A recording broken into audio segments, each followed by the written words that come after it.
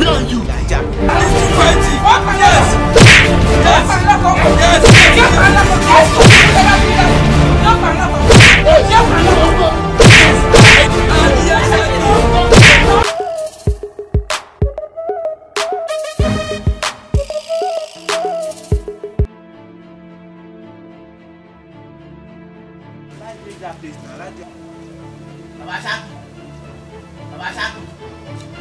What's all this rubbish? It's late now. Hey now. There's light there now. Light there here now. What happened? Don't feel bad. Don't give up. What is what you talk, sir? Light there here now. What is the talk? Come here. Wait, yo. Here. Talk, sir. No be light with this. Right now. No be light with this. No be light with this. We are talking about your meter. Our meter? Yes, we have caused problem again. How? The meter don't finish now. Meter don't finish. Don't tell me that about the way. What happened? Me, I go to work since yesterday night. I come back now to rest for house now. They carry lights. They carry light. They carry light now. Ah, no. Wait, yo. None here. Early this week. We contribute money. 30,000 naira. Continue. So, at the moment, don't finish now. How come? The money is exhausted. Ah, wait, I told you that you don't accept this meter. Don't accept this meter. You will not listen. You feel like say the money where we dey contribute since for Papa Saki. You say our money. You use our money to feed our wife. The what? Yes. Is this a wine? To just think of it. How could Baba Shaki be exhausting your money? He only help you to pay your money. If you pay your money from the NEPA office, they will give you receipt. Says so. What's happening? What's your Jackshan. Your husband, Basaki. Continue. They use our money to feed you. Chance to be now. Ará àdúgbò. Ó ti dé o.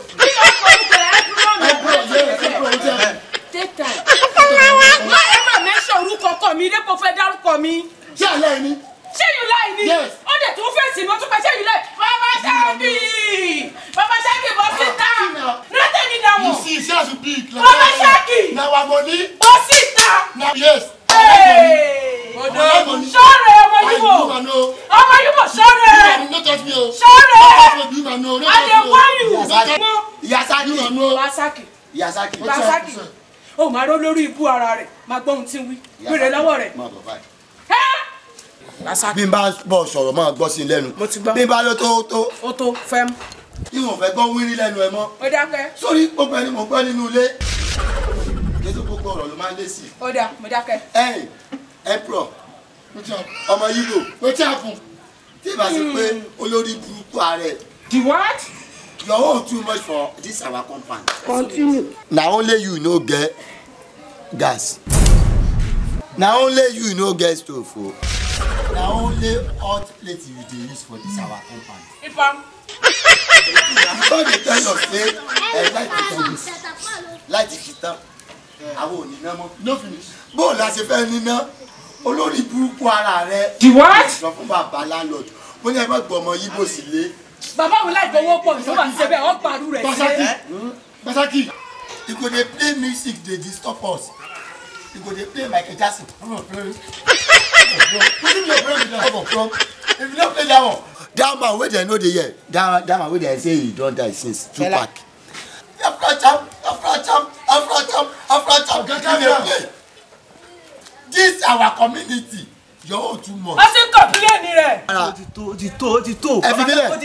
Ó ti tó. Sẹ́yìn ò gbọ́ ogun tó sọ ni. Gbogbo ẹ tó bá dá sí. Gbogbo tèmi àtọmọ Yíbò jọ ń fà nínú ilé yóò sórí ibu. The what? Ẹ tó bá fẹ́ gbókù ọmọ sí. Ó ní kó dá sí mi àti ẹ̀. Basaki, olórí ibu ni. You wan fight me? Basaki, see o. For everything wey you dey talk here, I no hear anything but I hear that olórí burúkú. Olórí ibu ni ó yàrá. They point hand for me. Yes, who are you? Who be you? Olórí ibu ni ayé máa bàjẹ́. Ó yàrá. Basaki, ìmọ̀ fún ìdèrú rẹ̀ bọ̀ nù. Ó yàrá. Ìfọ̀ ìdèrú rẹ̀ bọ̀ nù. Ó yàrá àwọn náà. It's okay. Baba Shaki. What you say? You don't need to constitute nuisance. Báfọ̀. Èmi ló sọ fún pé Oh, fẹ́ tí mo sọ fún ọ. Ayé ló ń bàjẹ́. Mo yí àdá.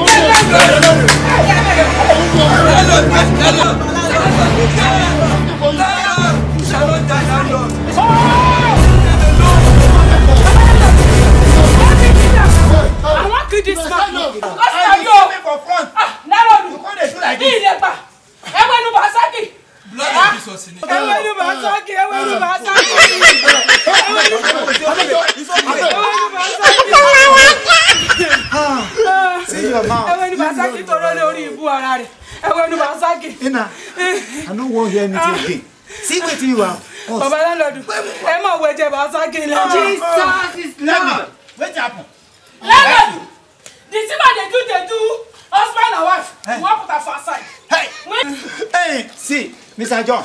And you are saying you are the most senior tenant in this house. What's all this? And you cannot call me. Baba landlord. I don't want to hear anything from your mouth. I beg. All of us were inside. Continue. When the NEPA trip up the light anyhow. Getting outside there, we discovered that there's light in our neighborhood. Hey. So definitely our money on that meter has been exhausted. That is the main cause of this fragamos compuru game. Thank God for when we do all this thing. They don't give us solution. And I told you, say, make you just wait for me. Now this week we will come settle everything. My engineer will come. We will come fix the meter. What they call energy meter. We will cut the thing where everybody they use for this house. Wow. As at that time, person when they use electric cooker, make it they use them. Now so you go they read. Person when they use hot plate, and now we go know. Person when they use washing machine, now we go know. Anybody when they like, make it on iron. Leave and go work. Now so you go read. Oh, that time go judge. When they use light pass. People take electrical Nigerian enterprises go give us the solution where we dey look for. Offer solution. This 1 meter now go serve all of now. Continue. Up and down. What is there be say the thing where everybody they use go they read for your own separate meter. Now. Like, just give me little time. Business. Huh? Hey, Bute. Hey, where you dey? I said maybe we can start this job now. It don't cost kata for my house. You what? And as a Papa Malato for this community, I don't like him. Abeg, come now. Continue. That's good. He said they come. After he can't do everything finish, as you sit down or as you stand, now so you go meet yourself for inside picture. This could come rain. Baba landlord, eje moko mi wonu le. Asiri ro to tu. Your bum will be ashwa. Jesus, don't worry. Please come. I'm a Igbo. See about it. Thank you. See your life. That woman, if not be say I see that woman on top, on your top, eh? No, for most of, no worry. Eh, nah. No first. You won't make I increase your money, or make I give you quick notice for this house. Now then the cause of. It dey cause trouble for me, oh. Even because of you, I go beat her. Yes. You beat who? That woman, I go beat her. Hey! Person where I see where on your top. Eh? Wait happen. Now go save her. Now go and you save her. If not, I go beat her. I go change clothes. Make I tell you. Abibo, I get bono. I get strength though. That woman where they see. Yes. If they fight Kungfu. Who be Kungfu? Nah, definitely one. Now make it kick you for here. What? I go naked her. Yes. Yes. I beg you, Joe. And they go. Hey! Don't tell me that again. Landlord, I beg. Come there, come on. No, that's it. No worry. Let's see where woman don't beat. You get mad.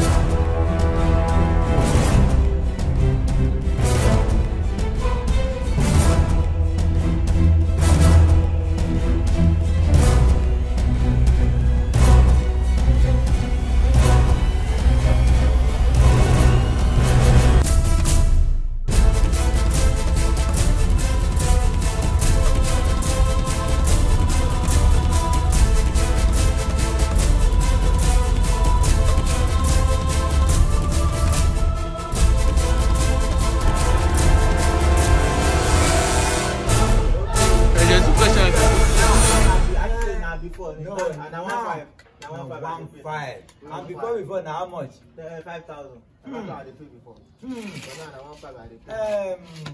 Omola, how much you got? Because they turn to you. Me? I don't tell you exactly. If I don't go out like this, offer anything inside my house, where they use life, off it.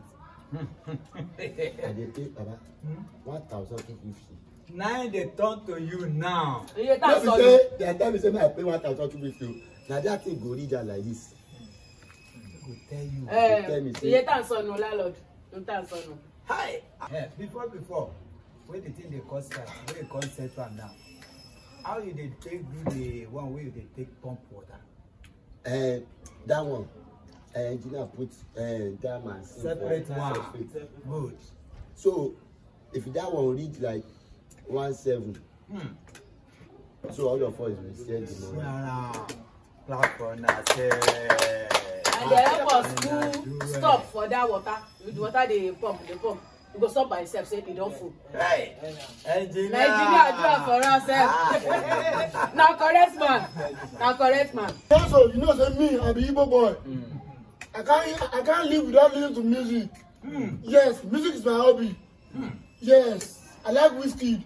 So anything like that, so I contribute 2K weekly. 2,000. Yes. Now. Before, no 5,000.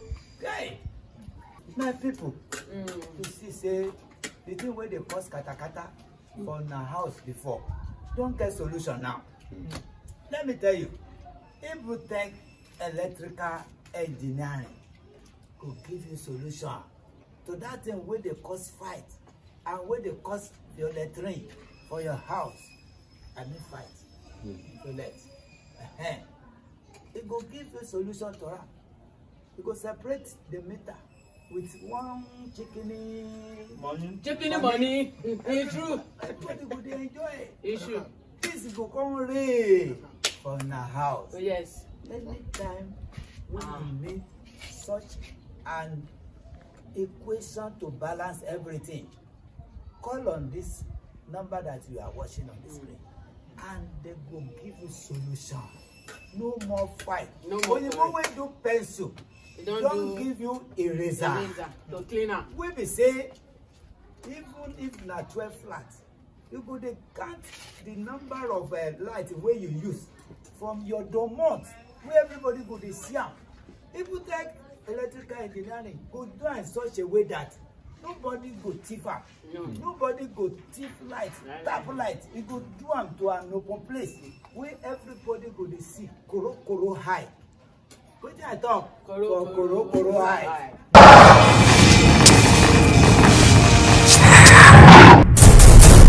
Papa Malato, he no get right back. European Papa Malato mistakenly born in Nigeria. Papa Malato don't come on, make you not conceive. It is time, the time has come. It is time, come and see Malato. Oh yeah, Papa Malato, European Malato. Born in Africa, living in Nigeria. Oh yeah, Papa Mala.